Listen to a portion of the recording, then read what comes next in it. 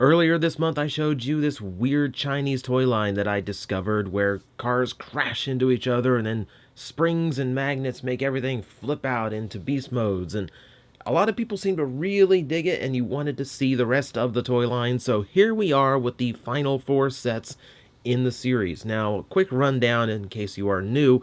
The series name itself is in Chinese, and I don't have a proper translation. The best I can do, the best consistent translation I get is Beast Soul, though I've also had the title Dual Beast Car thrown at me more than once.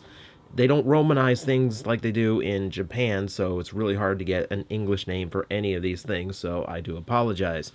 But what they are cars that crash into each other, hold together with magnets, and spring out into beast modes, and it's a really impressive little trick to see in person.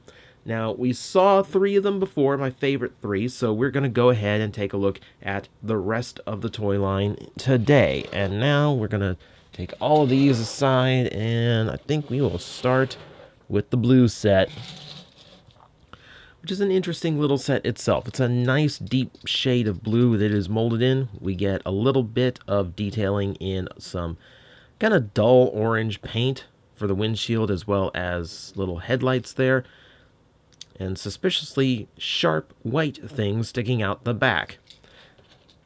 There's even more suspicious on this one. And again, very same details. This is one reason why this didn't make the first video, because it's pretty obvious this guy's going to turn into something, especially if you look at the rear hello head. So it's not as disguised as the other ones, which is a little bit of a detraction, but still, it's not bad. I like the race car design here.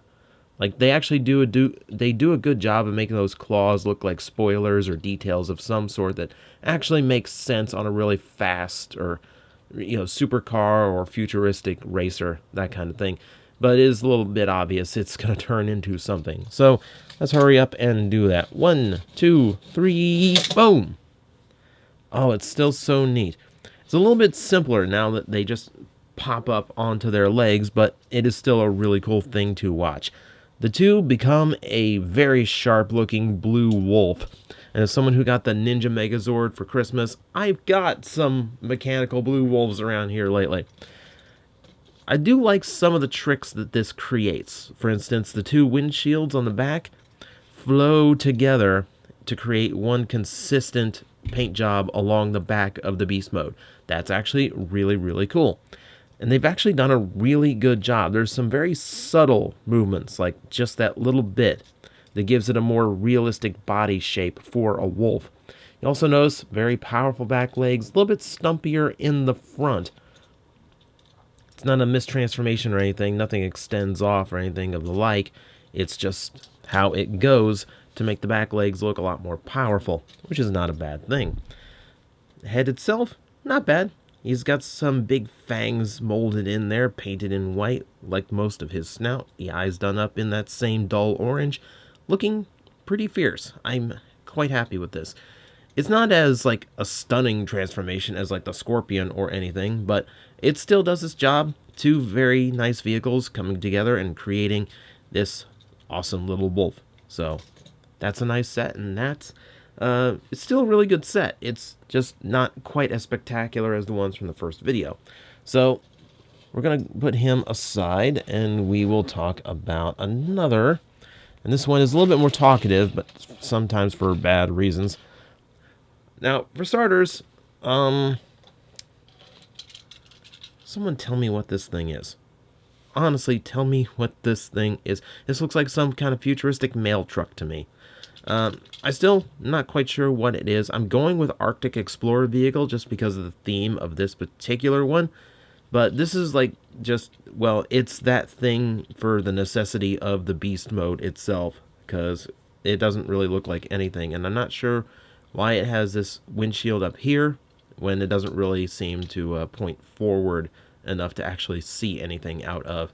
It's got eyes as well. I'm not sure why the vehicle has eyes, but it does. It's a rugged-looking vehicle, I'll give it that. It looks like some kind of scientific exploration thing, or maybe some kind of futuristic armored vehicle, but it doesn't, I'm just not sure what I'm looking at, that's all.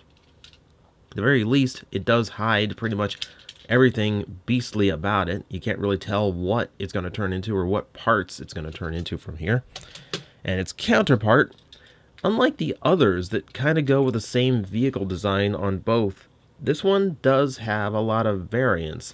It's a very, very different style of vehicle, obviously, and it's weaponized. There's actually a cannon on the top. So if one is for Arctic exploration, this one is for Arctic defense, because you never know when a penguin is just gonna jump up and explode at you, dude. So this one has a lot more blue paint apps going on rather than blue plastic, as well as just a little bit of the windshield along the front. Though it still does not look very windshieldy to me, so I'm not quite sure where someone is supposed to sit in this thing and how they're supposed to see out of it. Also, this one doesn't hold together as well as the others. There's some little tabs in there that's supposed to hold that into place a little bit better. They don't, so this is just kind of unfortunate. So, take bets. What's it going to turn into? I gave you a hint with the Arctic part. It's not a penguin. It's a bear. We should do that again because that was really far away. This one is not as impressive, but it's a very quick thing. Boom. There we go. Bear. So the two combine into a big, doofy-looking polar bear standing upright.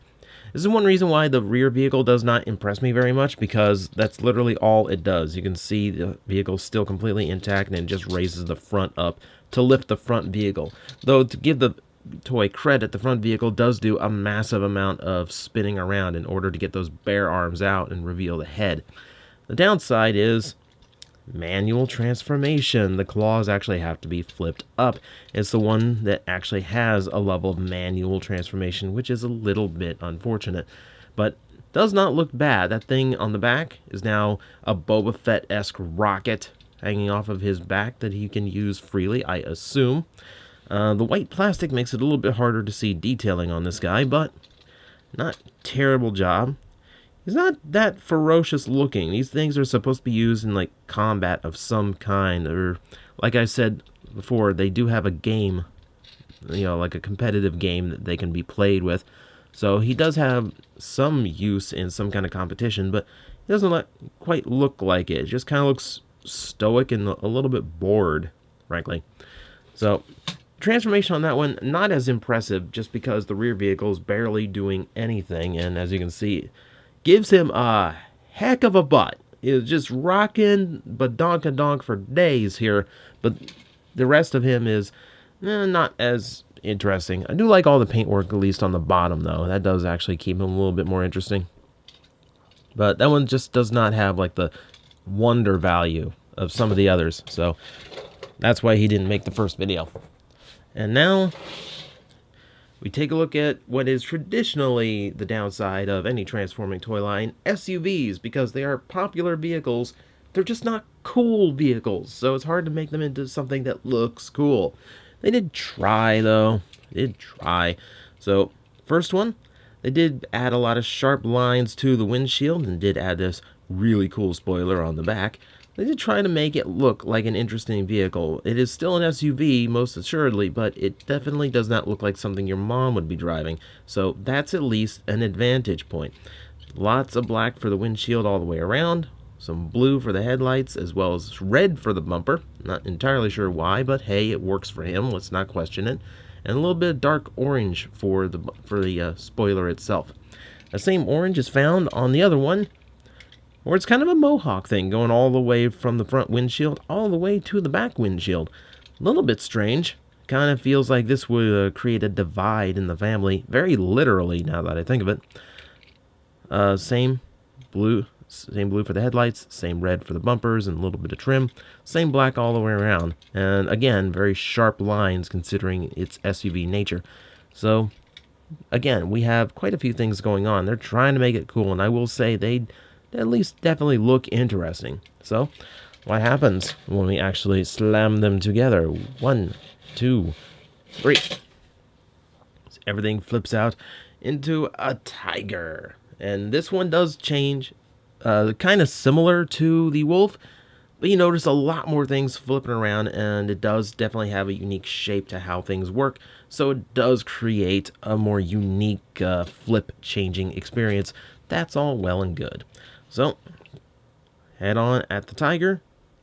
A little bit washed out on the details because the orange is rather bright, but you can still see he does have whiskers and white eyes going on. Not a whole lot going on in the mouth, but he definitely has all the shapes that he needs in order to be very Tiger-esque. You can see there's his little game wheel right there on his shoulder. The proportions a little bit strange for the Tiger, but being an SUV, that does allow them to be a little bit bulkier than before. And a lot of it was very successfully hidden. The claws, for instance. The tail you could probably figure out, but everything else did a pretty good job of not revealing itself in any way in the vehicle modes. And I do like the overall shapes. They came up with a pretty sharp look. A lot of these really sharp angles going into him to make him look a little bit more fierce and ferocious. This is probably my favorite of the 4 remaining ones because it does have a really nice look to it overall. It doesn't, like I said, these don't do a whole lot once they're in beast mode. No articulation or anything. It's one of those gimmicky toys that's just so fun to watch in motion that I can go with them simply on the gimmick. Also, since a lot of people asked about it in the last video, I will go ahead and reveal that technically, no, these are not cross-compatible because, well, the shapes of the blocks are the same. The trick to them is that you can see the switches, the triggers for the actual transforming mechanism are differently shaped and they are positioned in different spots. You also notice very slight changes to the shapes of the pieces themselves, whereas this is just a flat block. You have a little bit of curvature to that one. So there are little things that restrict them from actually being combined with other sets in line, meaning you can't swap them around, which is unfortunate, but kind of understandable. You don't want to have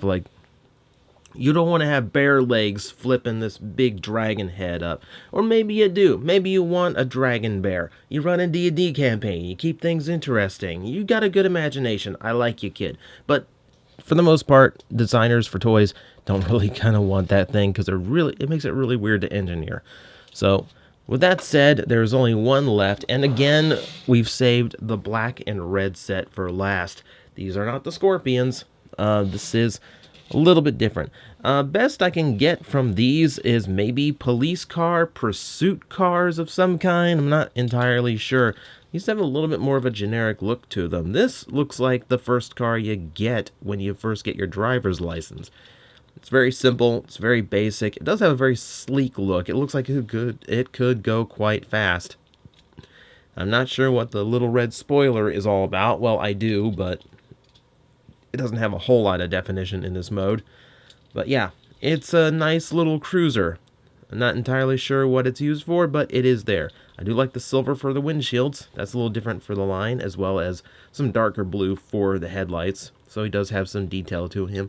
The gray wheels is unique too. You don't see that in some of the others. And then the other one, which is a little bit beefier, a little bit bulkier, you can see where I get pursuit vehicle from, because they do look like police lights. I do like the shape in the back there that kind of tries to make all of it come together. Just kind of gives it this little curvature that's kind of nice. It's a heavier duty car, but again, it looks a little bit more standard, not quite as imaginative as, say, the cars for the Wolf or the Scorpion. A little bit more typical, closer to what the Dragon had, now that I think of it. If you're missing all these references, go watch the original video on the Beast Soul line. You'll understand what I'm doing here. Okay, so what does this guy turn into? Anyone want to place bets right now? That's all up to you, because I'm not keeping track of any of this. 1, 2, 3. Whoa! And that was a little bit too fierce, I assume. Very different. Again, just like the Dragon, we have a vertical transformation, which is definitely one of the more visually impressive of the transformations in this toy line. That one a little bit too overzealous as it managed to flip his entire body backwards. I might have crashed them together a little bit too fiercely on that one. But you can see it's a much more visually impressive transformation than the rest. What keeps him out of the top 3 video is the visual impression kind of lasts just that far, because from here it gets a little bit weird. So we do have this big bird of sorts with white eyes and beak and this big head crest thing of some nature and wings that seem to be going backwards. And they just come off as these weird claw things. I'm not entirely sure what this is about. So that part of it I can't figure out. So in translation attempts, this thing is referenced as a peacock, but I'm not getting the tail plumage I need to believe that. I'm getting more of a condor vibe out of him, but that's just me. I don't have any idea. He's just a big bird, as far as I can tell. The downside to being this big bird is birds generally do not have a lot of bulk in order to create the body with. So he has this really weird kind of dinosaur-esque shape to him, and what is I assume to be the rear legs down here would make his legs huge. And then you have all these parts springing out, which I assume that's as close as we get to actual plumage on him for whatever kind of bird he is. It's visually impressive to watch him transform because the dragon as well as him transforming vertically and having a lot of transformation going on, unlike the bear, does have a lot of visual dynamic and interesting things to him. Unfortunately, the beast mode just does not come off looking nearly as good as the dragon did, so it does keep him down to this video. I still like this one just because of how dynamic its changing is. So I would say if we're grading here, he's probably number 2 next to the tiger, number 3 being the wolf, and then I'm sorry, bear, you're coming in last here because you just don't do a whole lot. I'm sorry, but that is the rest of the Beast Soul line, or Dual Beast car, or whatever this toy line's name is. You have now seen all 7 of the toys in this toy line, and I have to go looking for other Chinese magnet spring-based transforming toys with which to impress you with, because, man, China makes a lot of these, and these happen to be my favorite of the lines I saw, but there is still a whole lot to explore, and who knows what I haven't found yet. We might have to make a feature out of this.